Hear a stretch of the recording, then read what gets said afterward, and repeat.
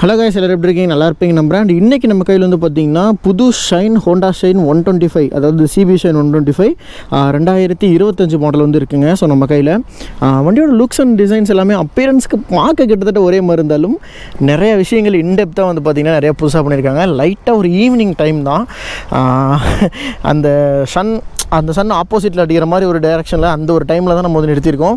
So எப்படி இருக்குன்னு பார்க்கலாம், ஓட்டி பார்க்கலாம். ஆனால் என்ஜின்லாம் ரொம்பவே ஃப்ரெஷ்ஷாக இருக்குது. இந்த வண்டியில் முக்கியமாக வந்து பார்த்திங்கன்னா SP 125 இதுக்கு முன்னாடி கொடுத்துட்ருந்தாங்க இல்லையா, அந்த ஃபுல்லி டிஜிட்டல் கன்சோல் மீட்ரு, அது வந்து இந்த வண்டியில் வரப்போகுது. இப்போது நீங்கள் பார்த்துட்டு இருந்த பழைய அனலாக் மீட்ரு இப்போ வந்து கிடையாதுங்க. ஸோ அது ஒரு மேஜர் சேஞ்சு. அந்த LED இதெல்லாம் வந்து அப்டேட் பண்ணல, முன்னாடி அதே ஹேலஜன் பல்ப் தான் இருக்குது. நீங்கள் க்ளோஸாக பார்த்தா தெரியும். க்ரோம் டிசைன்ஸில் லைட்டாக அப்கிரேட் பண்ணியிருக்காங்க. உள்ளே வந்து பார்த்திங்கன்னா அந்த ஹேலஜன் மஞ்சள் லைட் பல்ப் வந்து பார்த்திங்கன்னா எரிஞ்சிட்ருக்கு. நீங்கள் கீ ஆன் பண்ணிட்டீங்கனாலே ஆட்டோமேட்டிக்காக எரிஞ்சிட்டு இருக்க மாதிரி தான். இண்டிகேட்டர்ஸ் 4மே ஹேலஜன்ஸ் தான், அதில் எந்த மாற்றங்களும் இல்லை. ஃப்ரண்ட்டில் டிஸ்க் பிரேக் மட்டும் வருது, இன்க்ளூடிங் CBS டைப் கூட கிடையாது. இன்ஜின் அதே இன்ஜின் ஸ்டில் SPலேயும் சரி இதுலேயும் சரி ஒரே இன்ஜின், பட் கியர் பாக்ஸ் ரெண்டுக்குமே வேறு. இந்த வண்டியில் வந்து பார்த்திங்கன்னா 5 ஸ்பீட் கியர் பாக்ஸ், 5 கியருமே பின்னாடி போடுற மாதிரி வந்து கொடுத்துருக்காங்க. இது முன்னாடியே அப்படி தான் இருந்துச்சா இல்லை எனக்கு இப்போ ஸ்டில் புதுசாக இருக்கான்னு தெரியல. நான் இதுக்கு முன்னாடி ஷைன் ஓட்டின வரைக்கும் SP 125 ஷைன் 125 அந்த பல்சர் டைப்பில் வரும். ஃபஸ்ட் கியர் முன்னாடி போடும், மற்றெல்லாம் பின்னாடி போடுவோம் இல்லையா, அந்த மாதிரி இல்லை. இந்த கியர் சிஸ்டம் எல்லாமே ஃபஸ்ட் கியர்லேருந்து 5th கியர் வரைக்கும் எல்லாமே பேக் சைடில் போடுற மாதிரி வந்து கொடுத்துருக்காங்க. நல்லா இருக்குது, அது இன்னுமே புதுசாக இருக்குது. எனக்கு இது ரொம்ப பிடிச்சிருக்கு. ஆக்சுவலாக SPயில் இந்த டிஜிட்டல் ஓட்டிக்கிட்டு இப்போ ஓட்டவும் எனக்கு அப்படி இருக்கா என்னன்னு தெரில. அதுவும் இல்லாமல் இந்த வண்டியில் ஐடியல் ஆன் ஆஃப் சிஸ்டம் வந்து இருக்குது. கிளச் வந்து பார்த்திங்கன்னா உங்களுக்கு வந்து இந்த தடவை கொஞ்சம் டிஃப்ரெண்ட்டான ஒரு விஷயங்கள் ஏதோ பண்ணியிருக்காங்கன்னு நினைக்கிறேன். கேஸுமே இங்கே வந்து பார்த்திங்கன்னா ஹோண்டா கேஸ் வந்து தனியாக ஒரு பிளாஸ்டிக் யூனிட் மாதிரி கொடுத்துருக்காங்க. நிறையா விஷயங்கள் பார்க்க வெளியிலேருந்து பார்த்தா புதுசு மாதிரி இருக்குது, பட் உள்ளே வந்து நிறைய எலக்ட்ரானிக்கெலாம் மாற்றிருக்காங்க. நிறைய விஷயங்களை சென்சிங் விஷயங்கள் வந்து மாற்றிருக்காங்க.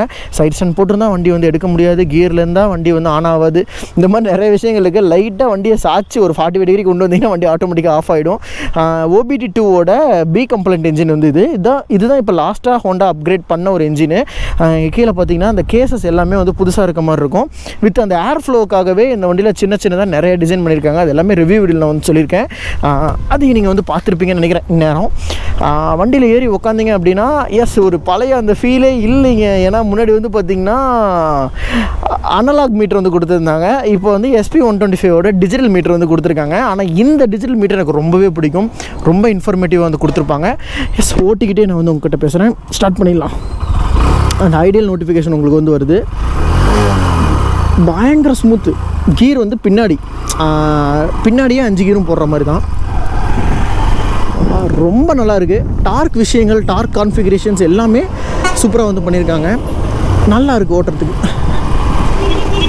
வண்டியோட பவர் அண்ட் டார்க்ஸ்னு அப்ராக்சிமேட்டாக பார்த்தீங்கன்னா இது 10.5 BHP 10.5 Nm. டார்க் கிட்டத்தட்ட டார்க்கும் பவரும் இந்த ஷைனை பொறுத்த வரைக்கும் சிமிலராக இருக்க மாதிரி தான் வந்து கொடுத்துருப்பாங்க. ஏன்னா இதோடைய பவரும் டார்க்கும் ரெண்டுமே மைலேஜ் ஓரியன்டாகவும் இருக்கும். ஸ்டில் 65 km/L மைலேஜ் கொடுக்கக்கூடிய வண்டி இது. ஸ்ப்ளெண்டரே உங்களுக்கு அவ்வளோதான் கொடுக்கும். இது வந்து ரியல் டைம் மைலேஜ். ஏன்னா SP 125 நான் வந்து ரியல் டைமில் நிறைய பேர்கிட்ட பார்த்துருக்கேன்.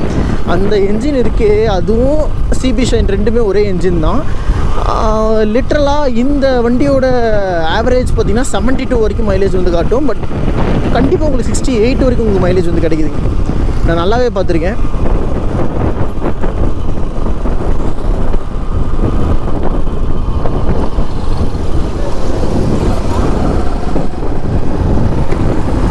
மைலேஜ் விஷயம் அப்படின்னு பார்த்தீங்கன்னா இந்த வண்டி தாங்க டாப். இதை அடிச்சிக்கிறதுக்குலாம் அந்த வண்டியே கிடையாது. ஷைனு வந்து ஷைனு தான். ஏன்னா அந்த வண்டிக்கு பேர் தான் ஷைன் வச்சாங்களா, வண்டியே நல்லா இருக்கு, நல்லா ஷைனு வச்சாங்கன்னு எனக்கு தெரில. சூப்பரான ஒரு வண்டி இது. ஸ்டில் இன்னுமே அந்த கிராம சைடில் எங்கே பார்த்தீங்கன்னாலும் இந்த வண்டி எடுக்கிறாங்க. இன்றைக்கி இதோட மார்க்கெட் வேல்யூ சூப்பராக இருக்குது. செகண்ட் ஹேண்ட் மார்க்கெட்லேயும் இதோட வேல்யூ பயங்கரமாக இருக்குது. அதுதான் SPயை விட CB ஷைனுக்கு வந்து மார்க்கெட் வேல்யூ ரொம்ப ஜாஸ்தி. பிகாஸ் அதோட லுக்ஸு ஏஜ்டு பீப்புள்ஸ் யூனிகானுக்கப்புறம் ஹோண்டாவில் அதிகமாக ப்ரிஃபர் பண்ணக்கூடிய ஒரு பைக் அப்படின்னு பார்த்தீங்கன்னா ஷைனு தான். ஏன்னா அதுக்கான என்ஜினுக்காகவே. என்ஜின் வந்து பெரிய ரம்பலிங் வராது, என்ஜினில் பெரிய நாய்ஸும் வராது. பட் என்ஜின் ஹெட்டில் சம்திங்ஸ் அது சின்ன இஷ்யூஸ் இருக்குதாங்க செய்யுது. அதை வந்து நம்ம எதுவுமே சால்ட் அவுட் பண்ண முடியல. யூனிகான்லேயும் அந்த பிரச்சனை இருக்குது. இப்போ NX 200 வந்திருக்கக்கூடிய CB 200Xலேயும் அந்த பிரச்சனை இருக்குது. ஸ்டில் பட் ஆனால் இந்த இன்ஜினில் எனக்கு பிரச்சனை வந்து நிறுத்தினதான் நான் கேள்விப்பட்டதில்லை. ஒரு நல்ல ஒரு இன்ஜின் இது. அவங்க டிசைன் பண்ணதுலேயே செகண்ட் டைம் டிசைன் பண்ணல, ஸ்மூத்தாக டிசைன் பண்ணதுலேயே ஒரு பெஸ்ட் இன்ஜின் இது. இதுக்கு முன்னாடி அந்த அனலாக் மீட்டரில் உங்களுக்கு பெரிய டீட்டெயில்டான இன்ஃபர்மேஷன்ஸ் எதுவும் இருக்காது. பட் இப்போ இருக்கக்கூடிய இந்த மாடல் வந்து பார்த்திங்க அப்படின்னா உங்களுக்கு ரேஞ்ச் வந்து எவ்வளோ இருக்குங்கிறத ரியல் டைம் ரேஞ்ச் வந்து உங்களுக்கு காட்டும். அது வந்து ஓரளவுக்கு இல்லை, நல்ல ரியலாகவே இருக்கும். அந்த ரேஞ்சை நீங்கள் நம்பி எடுத்துகிட்டு போகலாம், அந்த அளவுக்கு இருக்கும். ஏன்னா யூஸ் பண்ணியிருக்கேன் இந்த டிஜிட்டல் மீட்டருக்கு வண்டியை, நல்லாவே அது ரேஞ்ச் காட்டும்.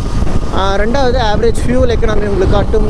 வண்டியோட ரைடிங் அந்த ஓட்டிகிட்டு இருக்கும்போதே உங்களுக்கு எவ்வளோ ஃபியூல் வந்து வருது அப்படின்றதையுமே உங்களுக்கு காட்டும்.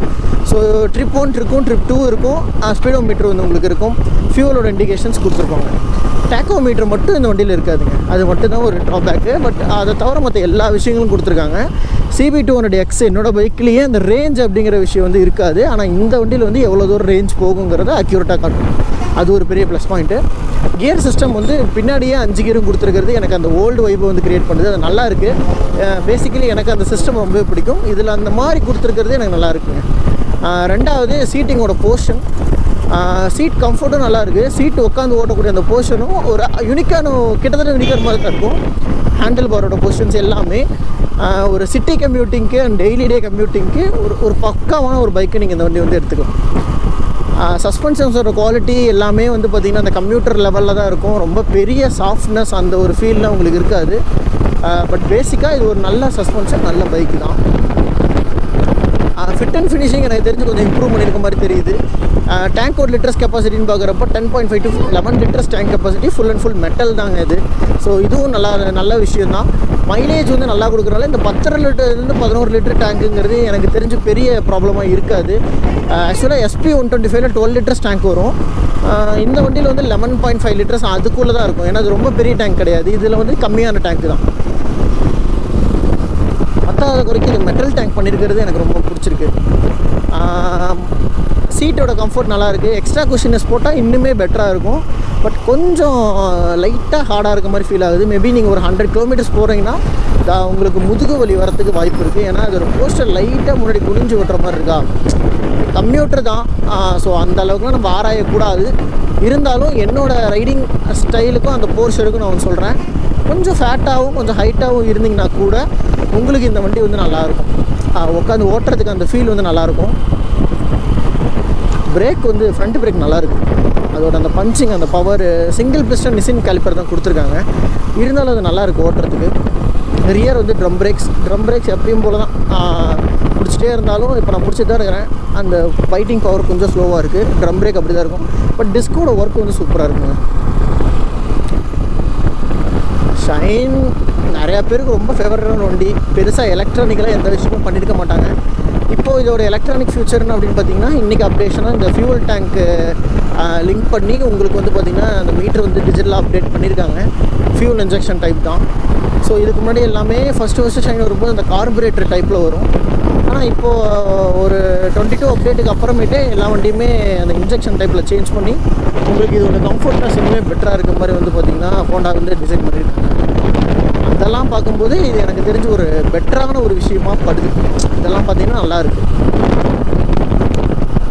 ஸோ ஓவராலாக நான் நிறைய விஷயங்கள் ஷேர் பண்ணிட்டே நம்புகிறேன். உங்களுக்கு இந்த வண்டியில் பிடிச்ச விஷயங்கள், நீங்கள் யாராவது சிபி ஷைன் வச்சுருக்கீங்க அப்படின்னா உங்களுக்கு இந்த வண்டி என்னென்ன விஷயங்கள்லாம் பிடிக்கும் அப்படிங்கிறத கீழே கமெண்ட் பண்ணுங்கள். ஏன்னா இந்த வண்டியெல்லாம் வந்து பார்த்திங்கன்னா காலத்தால் அழியாத மாதிரி, அதாவது முன்னாடி ஃபஸ்ட்டு ஜென்ரேஷன், செகண்ட் ஜென்ரேஷன், இது ஆக்சுவலி தேர்ட் ஜென்ரேஷன் உங்களுக்கு. ஸோ தேர்ட் ஜென்ரேஷனில் அப்டேஷன்ஸாக இந்த ஒரு அப்டேட் தான் அவங்க வந்து கொடுத்துருக்காங்க. மற்றபடி ஓட்டுறதுக்கு அந்த ஃபீல் எல்லாமே வந்து பார்த்திங்கன்னா நீங்கள் பழைய அந்த ஷைன் எப்படி இருக்குமோ அதே ஃபீல் தான். அதில் எந்த மாற்றங்களும் இல்லை. நல்லாயிருக்கு, கம்ஃபர்டபுளாக நல்லாயிருக்கு. ஆஃபீஸ் யூஸ் பண்ணுறவங்க, ரெகுலர் கம்யூட்டிங் யூஸ் பண்ணுறவங்க, கொஞ்சம் பவரும் வேணும், அட் த சேம் டைம் ஃபேமிலிக்கும் வேணும் அப்படின்னு நினைக்கிறவங்க கொஞ்சம் அந்த ஓல்டு டைப் விரும்புகிறவங்களுக்கு. ஏன்னா நியூ டைப்னு பார்த்தீங்கன்னா நீங்கள் SP125 சூஸ் பண்ணலாம். பட் ஓல்டு டைப்புன்னு பார்க்குறப்போ இந்த வண்டியோட அப்டேட், இவங்க இந்த டிஜிட்டல் மீட்டர் அப்டேட் பண்ணது ஓகே. பட் நிறைய பேருக்கு பிடிக்காமல் இருக்கலாம். பட் என்னை பொறுத்த வரைக்கும் ஓகே தான். ஸ்ப்ளெண்டருக்கு ஈக்குவலாக ஒரு மைலேஜ் கொடுக்கக்கூடிய ஒரு வண்டி. அந்த வண்டி என்ன மைலேஜ் கொடுக்குதோ அதே அளவுக்கு இதுவும் கொடுக்கும். இதுதான் நம்ம ஷைனை பற்றி நான் சொல்லணும்னு நினச்சது. ஸோ இதோட ஆன்ரோட் ப்ரைஸ் அப்படின்னு பார்த்தீங்கன்னா இன்றைக்கி ஆன்ரோட் 1,38,000 சம்திங் அந்த ரேஞ்சஸ் வந்து வருதுங்க. எஸ்பியோட கிட்டத்தட்ட ஒரு நார்மல் எஸ்பி வேரியண்ட்டுக்கும் இதுக்கும் வந்துட்டு ஒரு 2,000-3,000 தான் டிஃப்ரென்ஸு. மற்றபடி ஒன்றும் பெரிய ப்ரைஸ் டீவியேஷன்ஸ்லாம் இந்த வண்டியில் இல்லை. கரெக்டாக அந்த ப்ரைஸ் ரேஞ்சு தான் வருது. மைலேஜ்னு பார்க்குறப்ப நான் சொன்ன மாதிரி 55லேருந்து ஒரு 65 வரைக்கும். 55 கம்மிங்க இந்த வண்டிக்கு. 60 to 65 நான் கேரண்டியாக சொல்லுவேன். இந்த வண்டிக்கெலாம் நான் கேரண்டியாக சொல்லுவேன் 65 வரைக்கும் மைலேஜ் வரும். 65ங்கிறது நீங்கள் ஆவரேஜ் மைலேஜாக தாராளமாக எடுக்கலாம் இந்த வண்டியில் கம்யூட் பண்ணும்போது. ஓவர் ஸ்பீட்ஸில் நான் சொல்கிற ஸ்பீடு அப்படின்னு பார்த்தீங்கன்னா அந்த எக்கனாமி ஸ்பீடில் 50-55க்கு மேலே நீங்கள் போக மாட்டீங்க அப்படின்னா நீங்கள் இந்த ஸ்பீடு வந்து கரெக்டான ஒரு மைலேஜாக இருக்கும் உங்களுக்கு. ஹைவேஸில் எனக்கு தெரிஞ்ச ஒரு 55 to 60ங்கிறது கிடைக்கலாம், அந்த அளவுக்கு இருக்கும். 80 வந்து இதோட க்ரூசிங் ஸ்பீடாக இருக்குது இந்த வண்டியில். ஸோ இவ்வளோ தான் நான் சொல்லணும்னு விஷயங்கள். ஸோ உங்களுக்கு இந்த வீடியோ பிடிச்சிருக்கும் நம்புறேன். இதை தொடர்ந்து இன்னும் நம்ம சேனலில் தொடர்ந்து நிறைய பைக்ஸ் ரிவ்யூஸ் வந்துட்டுருக்கோம். ஸோ நம்ம சேனலை பொறுத்த வரைக்கும் சப்ஸ்கிரைப் பண்ணி சப்போர்ட் பண்ணுங்கள். ஏன்னா அப்போ இந்த மாதிரி நிறைய வீடியோஸ் எடுக்கிறதுக்கு எனக்கு ஒரு மோட்டிவேஷனாக இருக்கும்.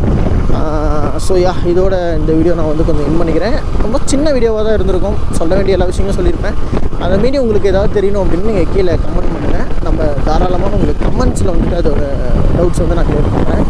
ஸோ இதோட இந்த வீடியோ நான் வந்து என் பண்ணிக்கிறேன். அண்ட் இதே மாதிரி தொடர்ந்து நம்ம சேனலில் நிறைய வீடியோஸ் பார்க்கணும்னு ஆசைப்பட்டீங்கன்னா நம்ம சேனலுக்கு சப்ஸ்கிரைப் பண்ணி சப்போர்ட் பண்ணுங்கள். ஸோ இந்த வீடியோ நான் இதோட என் பண்ணிக்கிட்டு நெக்ஸ்ட் வீடியோ நான் வந்து உங்களை மீட் பண்ணுறேன். ஸோ தேங்க்ஸ் ஃபார் வாட்சிங் நண்பா. Take care and bye.